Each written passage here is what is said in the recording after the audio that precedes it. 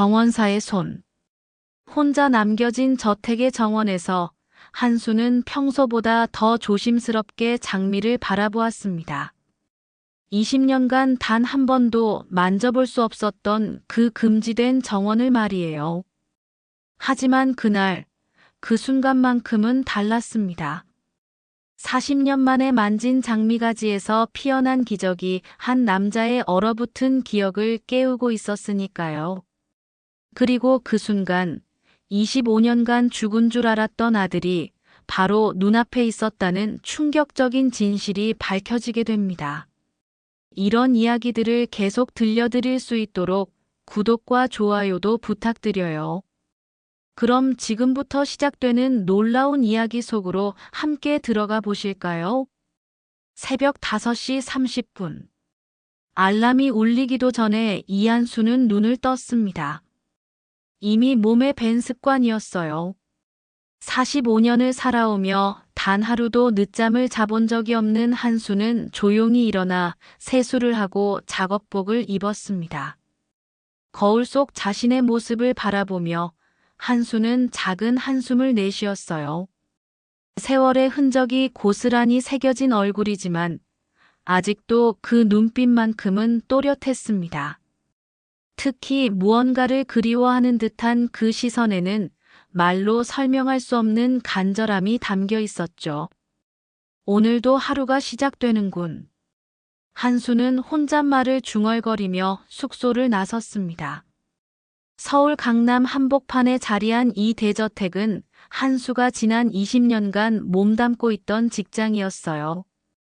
대기업 한국바이오텍 강민호 회장의 저택이었죠. 넓은 정원을 관리하고 계절마다 새로운 꽃들을 심는 것이 한수의 주된 업무였습니다.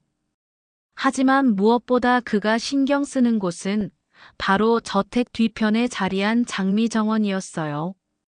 하지만 그 정원만큼은 절대 가까이 갈 수 없었습니다. 강민호 회장의 엄격한 지시 때문이었어요. 그 정원은 절대 건드리지 마시오. 멀리서 보기만 하세요. 20년 전 이 집에 처음 들어왔을 때 강민호 회장이 차갑게 내린 명령이었습니다. 그 이후로 한수는 그저 바라보기만 할 뿐이었죠. 하지만 그 시간들이 쌓이면서 묘한 감정이 생겨났어요. 장미 정원을 바라볼 때마다 가슴 깊은 곳에서 올라오는 그리움과 동경. 어린 시절 기억이 아스라하게 떠올랐습니다. 하지만 20년 전 교통사고로 기억을 잃은 한수에게는 그 이전의 일들이 모두 흐릿한 꿈처럼만 느껴졌어요. 한수는 호수로 물을 주며 생각에 잠겼습니다. 만약 내가 다른 인생을 살았다면 어땠을까? 만약 그 사고가 나지 않았다면?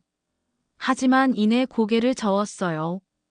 지금도 이렇게 일할 수 있는 것만으로도 감사해야 한다고 스스로를 다독였습니다. 오전 10시. 저택의 현관문이 열리며 한 여성이 나왔습니다. 강영미, 5년 전 강민호 회장과 재혼한 후처였어요. 40세의 영미는 언제나 완벽한 화장과 고급 옷차림으로 위엄을 과시했습니다. 한수 씨, 영미가 차가운 목소리로 불렀어요. 오늘 조경업체에서 나와서 정원 설계를 다시 볼 예정이에요. 혹시 방해되지 않게 뒤쪽은 정리해 두세요. 네, 사모님. 한수는 공손히 고개를 숙였습니다. 영미는 더 이상의 말 없이 고급 승용차에 올라탔어요. 하지만 차창 너머로 바라본 그녀의 시선에는 묘한 계산이 담겨 있었습니다. 오후 2시. 영미와 함께한 젊은 남자가 저택으로 들어왔어요. 김태준, 영미의 조카로 현재 회사의 전무직을 맡고 있는 30세 남성이었습니다. 명품 정장을 입은 태준의 걸음걸이에는 자신감과 오만함이 넘쳐났어요. 이모, 이번 기회에 아예 뒤쪽 정원을 다 밀어버리고 골프 퍼팅장으로 만들면 어떨까요? 태준이 장미 정원을 가리키며 말했습니다. 그 생각 나도 했어. 하지만 회장님이 워낙 그 정원에 애착이 있으셔서 영미가 망설이며 대답했어요. 죽은 놈 때문에 좋은 땅을 썩히고 있다니까요. 제 생각에는 아버지도 이제 좀 현실을 받아들이셔야 해요. 한수는 멀리서 그들의 대화를 들으며 가슴이 철렁했습니다. 죽은 놈이라니. 도대체 누구를 말하는 걸까요? 야, 정원사. 태준이 갑자기 한수를 불렀어요. 점심 먹을 시간도 없이 뭘 그렇게 듣고 있어. 한수가 조심스럽게 다가가자 태준은 그의 발밑에 놓인 도시락을 발로 찼습니다. 도시락이 흙바닥에 떨어지며 내용물이 흩어졌어요. 앞으로는 자기 일이나 신경 써. 평생 흙이나 만지며 살 주제의 어른들 대화에 끼어들지 말고. 한수의 얼굴이 붉어졌지만 그는 아무 말도 하지 않았습니다. 그저 조용히 흩어진 도시락을 치우기 시작했어요. 태준아, 너무했네. 영미가 말렸지만 그녀의 목소리에는 진정성이 없었어요. 이모도 알잖아요. 이런 사람들은 확실히 선을 그어놓지 않으면 나중에 문제가 돼요.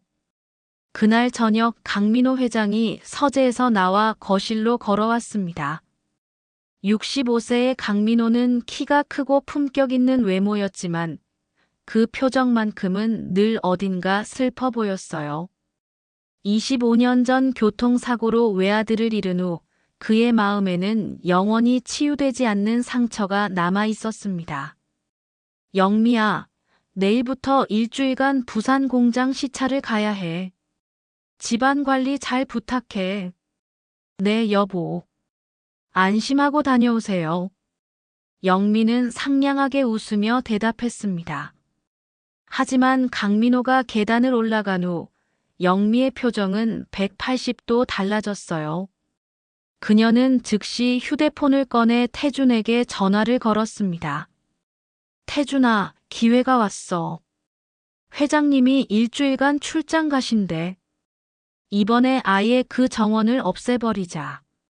다음 날 아침, 강민호 회장은 일찍 출발했습니다. 저택이 조용해지자 영미와 태준은 본격적인 계획을 세우기 시작했어요. 조경업체에는 이미 연락했어요. 골프 퍼팅장 설계도까지 준비했고요. 태준이 서류를 펼치며 말했습니다. 좋아. 하지만 정원사가 문제야. 혹시 회장님께 일러 바칠 수도 있으니까. 그것도 생각해뒀어요. 어차피 나이도 많고 인건비도 아까우니까 이참에 해고시키면 되죠. 영미는 만족스럽게 고개를 끄덕였어요. 모든 계획이 완벽했습니다. 한편 한수는 평소보다 더 꼼꼼히 정원을 돌보고 있었어요. 하지만 자꾸만 시선이 장미 정원으로 향했습니다. 주인이 없는 지금 왜인지 그 정원이 평소보다 더 간절하게 자신을 부르는 것 같았어요. 저녁 무렵 완전한 정적이 저택을 휩쌌습니다. 평소라면 회장 가족의 저녁 식사를 준비하느라 분주했을 시간이지만 오늘은 달랐죠. 한수는 간단히 혼자만의 저녁을 차려 먹고는 창문 너머로 장미 정원을 바라봤어요. 석양이 들이우는 정원. 그 안에서 시들어가는 장미들이 유독 처량해 보였습니다. 검은 철문 사이로 스며드는 노을빛이 마치 정원 자체가 도움을 요청하는 것처럼 애절해 보였어요. 한수는 발걸음도 모르게 장미 정원 쪽으로 다가갔습니다. 20년 동안 한 번도 넘어보지 못했던 그 철문 앞에서 한수의 목소리에는 간절함이 배어 있었어요. 정말 아무도 없구나. 주변을 둘러보니 정말 아무도 없었어요. 강민호 회장은 이미 부산으로 떠났고 영미와 태준도 외출한 상태였습니다. 한수는 마음속 깊은 곳에서 올라오는 충동을 억누를 수 없었어요. 떨리는 손으로 철문을 천천히 열었습니다. 오래된 경첩이 삐걱거리며 소리를 냈지만 한수는 멈추지 않았어요. 정원 안에 들어서자 완전히 다른 세상이 펼쳐졌습니다. 하지만 그 아름다웠을 풍경은 이제 황폐해져 있었어요. 시든 장미들, 잡초가 무성한 화단, 쓰러진 지지대들이 한수의 마음을 아프게 했습니다. 그런데 이상했어요. 한수는 이 정원이 처음이 아닌 것 같은 기분이 들었습니다. 마치 수백 번도 더 와본 곳처럼 익숙했어요. 한수는 조심스럽게 시든 장미가지에 손을 댔습니다. 차가운 감촉이 손끝을 통해 전해졌죠. 그런데 그 순간 뭔가가 번개처럼 스쳐 지나갔어요. 희미한 기억의 편린이었습니다. 누군가와 함께 이 정원에서 장미를 심던 기억, 어린 손으로 물을 주던 기억, 그리고 준우야, 이 장미가 피면 아빠랑 함께 사진 찍자라는 따뜻한 목소리. 한수는 머리를 감싸 쥐었어요. 도대체 이게 뭐지? 왜 이런 기억들이 떠오르는 거지? 하지만 한수의 손은 이미 본능적으로 움직이고 있었습니다. 마치 수십 년간 해온 일처럼 자연스럽게 시든 가지를 정리하고 잡초를 제거하기 시작했어요. 손끝에서 전해지는 감촉이 너무나 익숙했습니다. 한수의 오른손 손등에는 특이한 흉터가 있었어요. 가늘고 긴 선 모양의 상처였는데 언제부터 있었는지 기억나지 않았습니다. 의사들은 아마 교통사고 당시 생긴 것 같다고 했죠. 그런데 장미가지를 만지는 순간 그 흉터가 묘하게 따끔거렸어요. 마치 오래된 기억을 깨우려는 것처럼. 새벽 2시가 넘어서야 한수는 정원에서 나왔습니다. 몇 시간 만에 정원의 모습이 완전히 달라져 있었어요. 시든 장미들이 다시 생기를 찾기 시작했고 화단도 말끔히 정리되어 있었습니다. 하지만 한수는 뭔가 불안했어요. 혹시 누군가 알게 되면 어떻게 하지? 20년간 지켜온 규칙을 어긴 것에 대한 죄책감이 밀려왔습니다. 다음 날 오전, 영미와 태준이 조경업체 직원들과 함께 저택으로 돌아왔어요. 그들은 장미 정원을 철거할 계획이었습니다. 자, 저기 보이는 정원을 다 밀어버리고 골프 퍼팅장을 만들 거예요. 태준이 조경업체 사장에게 설명했습니다. 하지만 조경업체 사장은 정원을 보더니 고개를 갸우뚱했어요. 이상하네요. 어제 봤을 때는 완전히 황폐했었는데 지금 보니까 누군가 손을 댄 것 같은데요. 영미와 태준이 깜짝 놀라 정원을 다시 봤습니다. 정말로 어제와는 완전히 다른 모습이었어요. 이상하네. 누가 건드렸지? 영미가 의심스러운 눈빛으로 중얼거렸습니다. 한수. 태준이 큰 소리로 불렀어요. 여기 좀 와봐. 한수는 가슴이 두근거리며 다가갔습니다. 들킬 것 같은 불안감이 엄습했어요. 이 정원에 누가 손 뗐어? 태준의 목소리가 날카로웠습니다. 저는 모르겠습니다. 한수는 고개를 숙였어요. 거짓말하지 마. 어제까지만 해도 엉망이었는데 하루 사이에 이렇게 될 리가 없잖아. 태준은 한수의 옷깃을 붙잡았어요. 혹시 내가 건드린 거 아니야? 정말 아닙니다. 저는 회장님 말씀대로 그 정원에는 절대 들어가지 않았습니다. 하지만 태준은 믿지 않았어요. 한수의 손을 잡아당기며 자세히 살펴봤습니다. 그때 한수의 손톱 사이에 묻은 흙을 발견했어요. 이게 뭐야? 손톱에 흙이 묻어 있잖아. 한수는 할 말을 잃었습니다. 어젯밤 정원 작업을 하며 묻은 흙이 아직 남아 있었던 거예요. 감히 회장님 명령을 어겨. 태준이 소리쳤습니다. 당장 짐 싸서 나가. 잠깐 태준아. 영미가 말렸어요. 회장님이 돌아오시기 전까지는 섣불리 움직이지 말자. 대신 영미는 음흉한 미소를 지었습니다. 이참에 확실한 증거를 만들어서 회장님께 보고하자. 그러면 자연스럽게 해고시킬 수 있을 거야. 3일 후 강민호 회장이 출장에서 돌아왔습니다. 현관에서 그를 맞이한 영미의 표정은 심각했어요. 여보, 큰일이 생겼어요. 정원사가 금지된 곳에 몰래 들어갔다가 들켰어요. 강민호의 얼굴이 순식간에 굳어졌습니다. 뭐라고? 제가 직접 확인했어요. 손톱에 흙이 묻어 있더라고요. 분명히 그 정원을 건드렸을 거예요. 강민호는 아무 말 없이 장미 정원으로 향했어요. 하지만 정원을 본 순간 그의 발걸음이 멈췄습니다. 정원이 완전히 되살아나 있었어요. 시들었던 장미들이 다시 꽃을 피우기 시작했고 화단은 완벽하게 정리되어 있었습니다.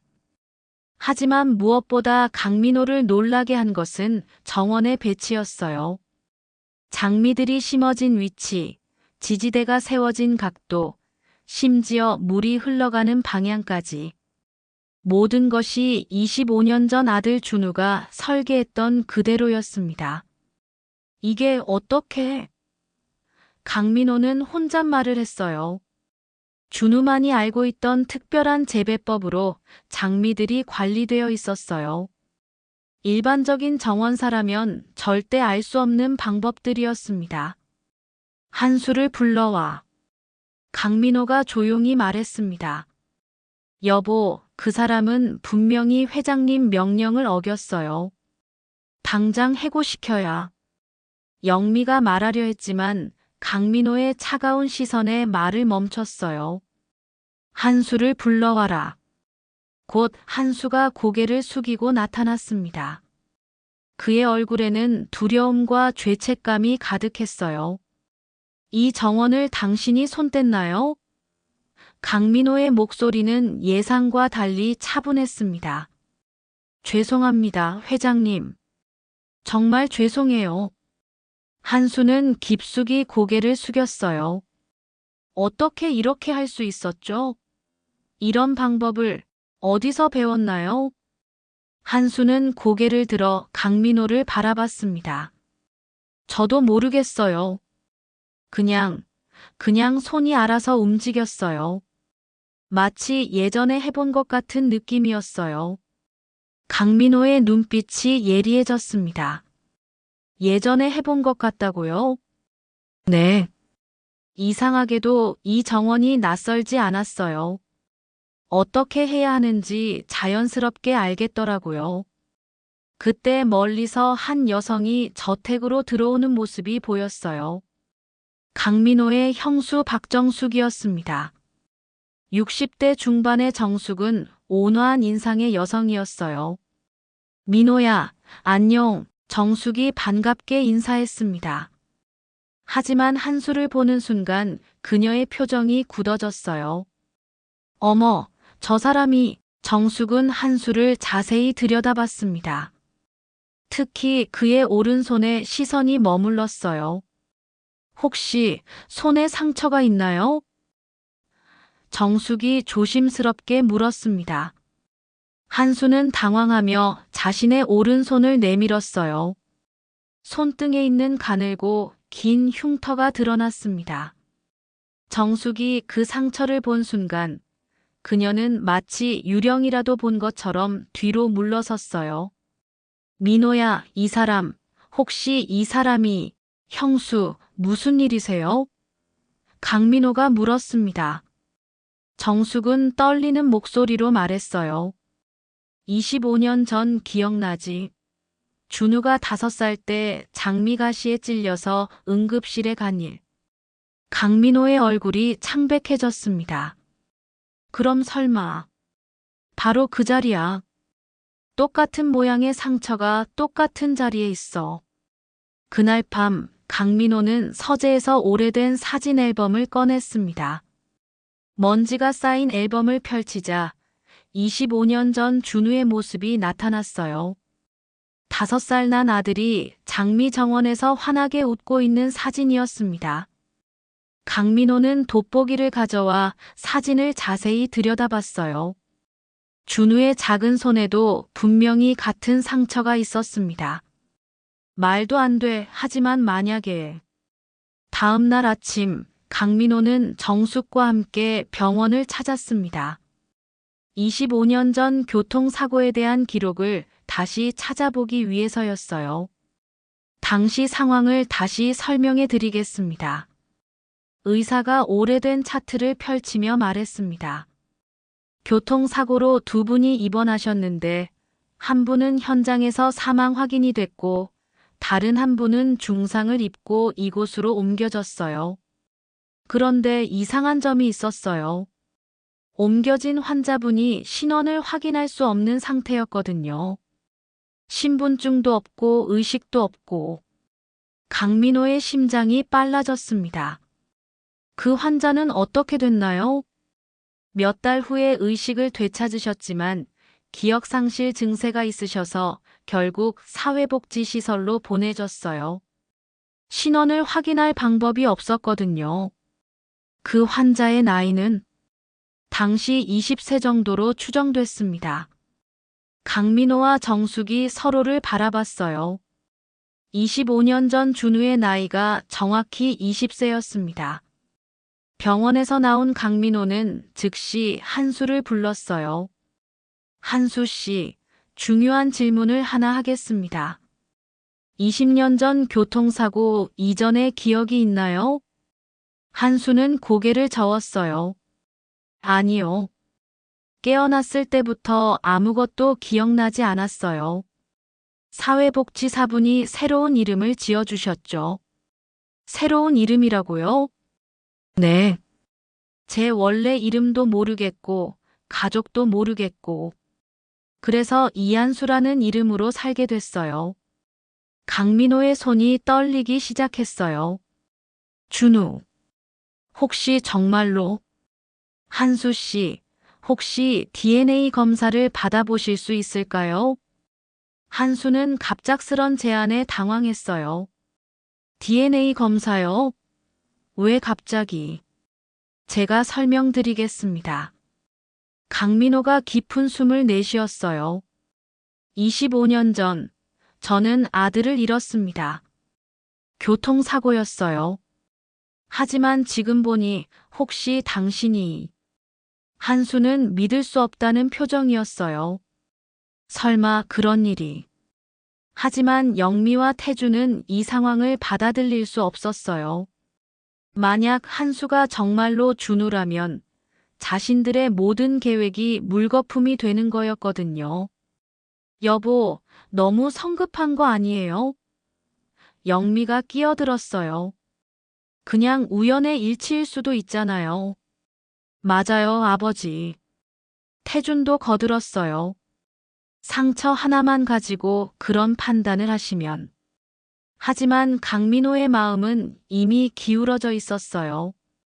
정원을 관리하는 한수의 솜씨, 그 익숙한 손놀림, 그리고 무엇보다 준우만이 알고 있던 특별한 방법들을 자연스럽게 사용하는 모습까지. 일주일 후 강민호는 떨리는 손으로 병원에 전화를 걸었어요. 검사 결과를 말씀드리겠습니다.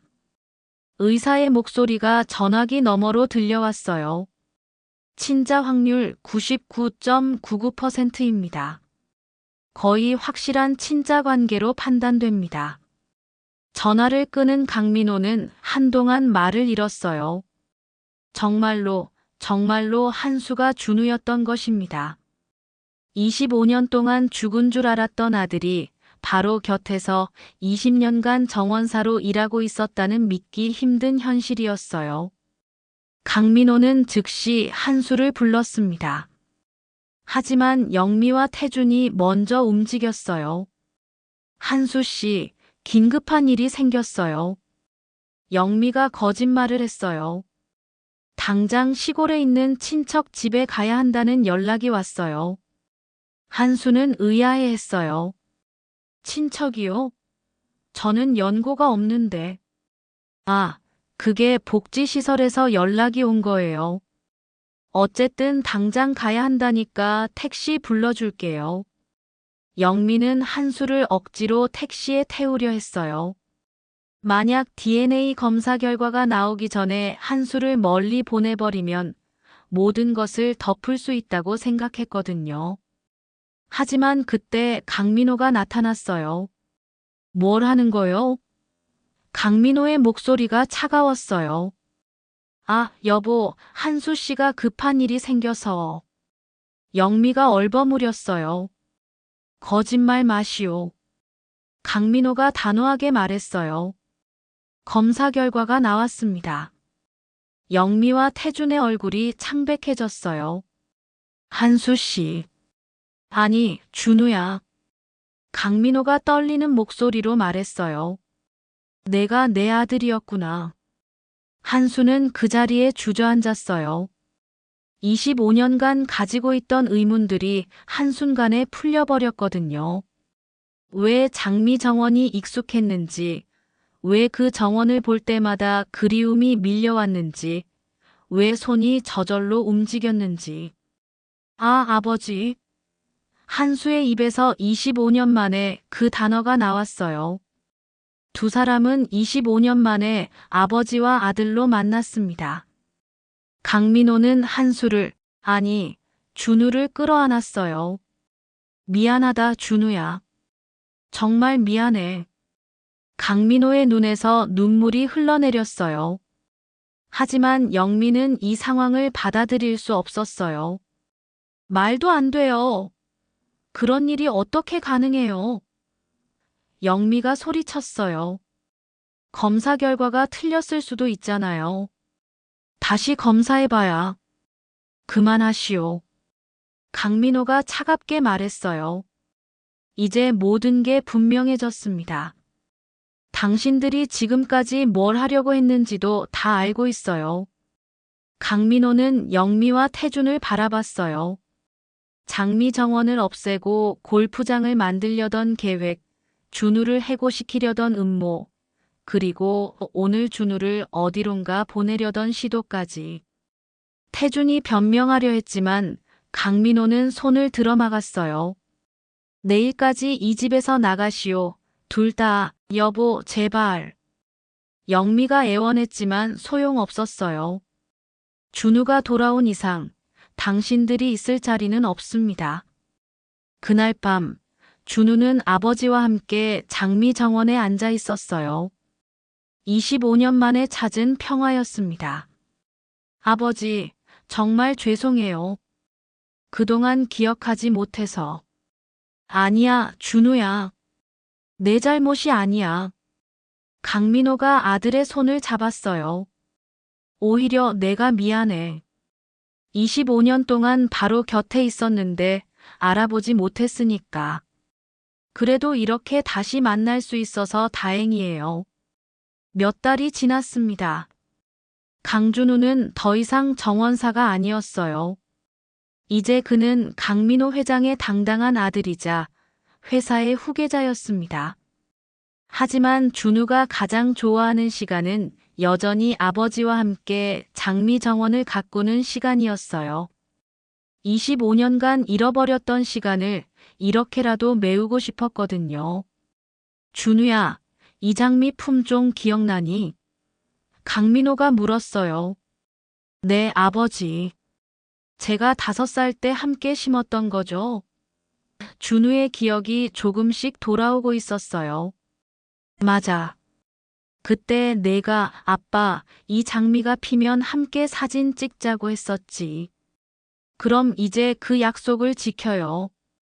그날 오후 사진작가가 와서 부자의 사진을 찍었어요. 장미가 만개한 정원에서 아버지와 아들이 환하게 웃고 있는 모습이었습니다. 25년 전 약속을 이제서야 지킨 거였어요. 그 사진은 거실 가장 중앙에 걸렸습니다. 25년간 비어있던 그 자리를 마침내 채운 것이었어요. 한편 영미와 태주는 재산 분할도 받지 못하고 쫓겨났어요. 영미는 떠나면서도 이럴 리가 없어 라고 절규했지만 아무도 그녀의 말에 귀 기울이지 않았습니다. 어느 저녁 석양이 장미 정원을 물들이는 시간에 준우는 다시 그 정원에 앉아 있었어요. 이번에는 아무도 막지 않았습니다. 오히려 아버지께서 함께 있어 달라고 부탁하셨죠. 준우는 장미 한 송이를 따서 향을 맡았어요. 똑같은 장미였지만 이번에는 완전히 달랐습니다. 더 이상 금지된 정원의 장미가 아니라 자신이 당당히 가꿀 수 있는 정원의 장미였어요. 준우의 얼굴에는 따뜻한 미소가 번지고 있었어요. 옆에 앉아있던 강민호도 행복하게 웃고 있었습니다. 25년 만에 되찾은 가족의 온기가 정원 가득 퍼져나갔어요. 마침내 모든 것이 제자리를 찾은 것 같았습니다. 때로는 기적 같은 일들이 우리 곁에서 일어납니다. 25년간 잃어버린 아들이 바로 곁에서 정원사로 일하고 있었다는 것처럼요. 그리고 그 기적을 알아보는 것은 사랑하는 마음이었습니다. 오늘 이야기를 들어주셔서 감사합니다. 가족의 소중함에 대해 다시 한번 생각해보게 되는 이야기였어요. 여러분은 어떻게 생각하시나요? 댓글로 여러분의 생각을 들려주세요. 그리고 영상이 마음에 드셨다면 구독과 좋아요로 응원해 주시길 바랍니다. 감사합니다.